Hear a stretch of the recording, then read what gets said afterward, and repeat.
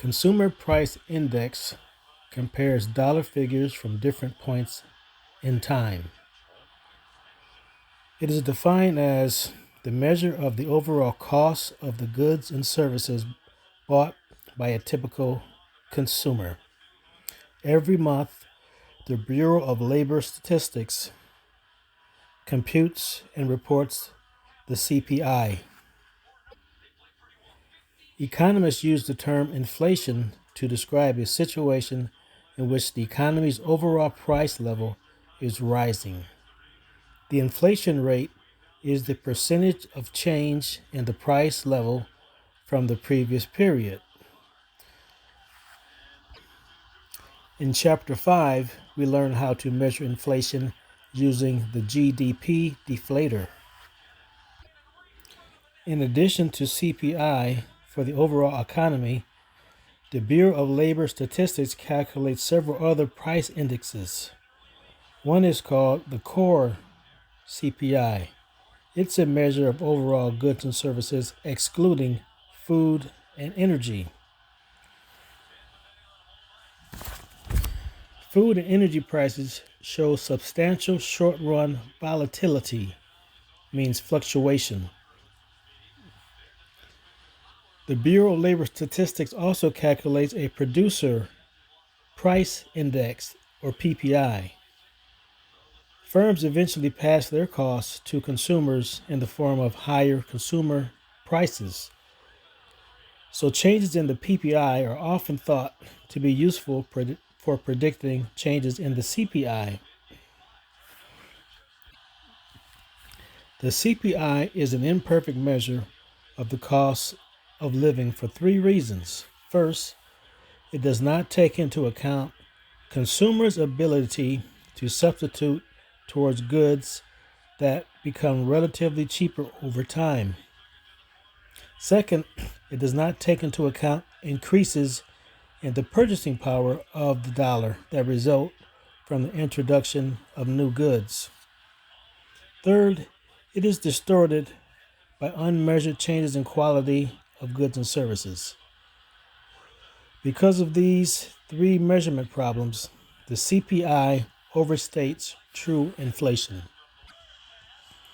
Substitution bias.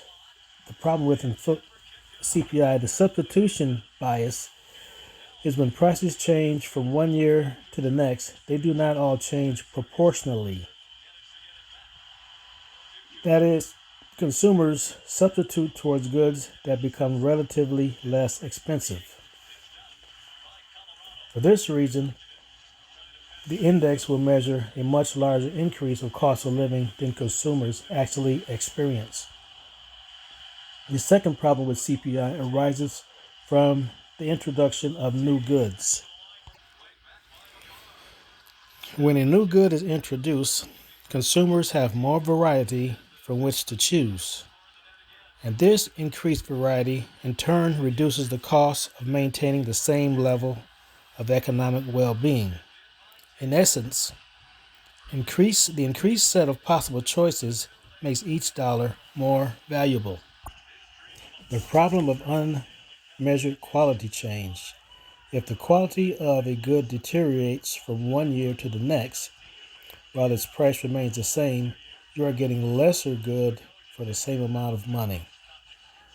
The Bureau of Labor Statistics does its best to account for quality change, but quality is hard to measure. Comparing the GDP deflator versus cost consumer price index. The GDP deflator is the ratio of nominal GDP to real GDP. Because GDP is current output valued at current prices, and real GDP is current output value at base year prices, the GDP deflator reflects the current level of prices relative to the level of prices in the base year. There are two important differences. First, the GDP deflator reflects prices of all goods and services produced domestically, whereas the CPI reflects the prices of all goods and services bought by consumers. For example, because a car, is made in Sweden, the car is not part of the U.S. GDP. But U.S. consumers buy Volvos, so the car is part of the typical consumer's basket of goods. Hence, the price increase in the imported consumer consumption good, such as a Volvo, shows up, excuse me.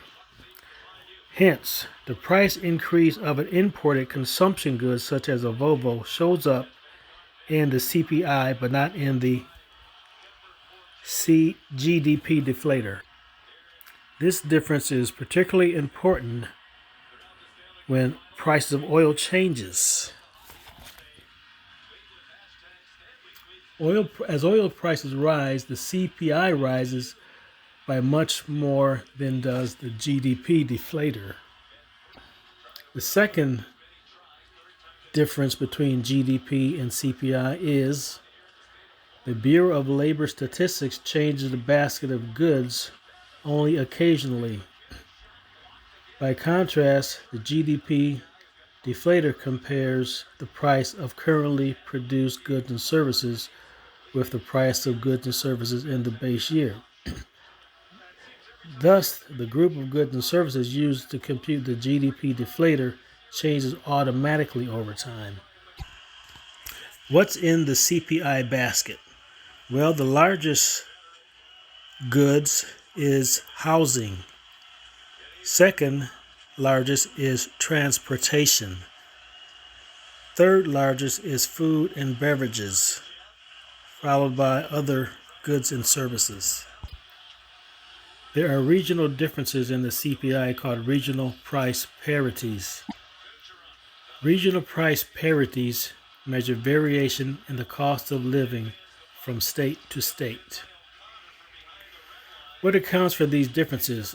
It turns out that the price of goods and services such as food and clothing explain only a small part of these regional differences. Most goods are tradable. They can be easily transported or shipped from state to state. Because the regional trade, large price disparities are unlikely to persist for long. Services explain a larger part of regional differences. A haircut, for example, can cost more in one state than another. Transporting haircuts is very costly and large price disparities occur. Barbers will pass on their cost of living to customers' prices. Housing services are particularly important in understanding regional disparities. As a result, differences in housing costs can be persistently large. For example, rents in New York are almost twice as rent in Mississippi. Indexation. Indexation is the automatic correction by law or contract of a dollar amount for the effects of inflation. When some dollar amounts is automatically corrected for changes in the price level, that amount is said to be indexed for inflation. For example, the cost of living allowance automatically raises the wages when the CPI rate rises. Indexation is a feature of many laws, such as Social Security. Real and nominal interest rates. Nominal interest rate is the rate as usually reported without correction for the effects of inflation. Real interest rate is the interest rate corrected for the effects of inflation. Real interest rate equals nominal interest rate minus inflation rate. The nominal interest rate tells you how fast the number of dollars in your bank account rises over time, while the real interest rate tells you how fast the purchasing power of your bank account rises over time.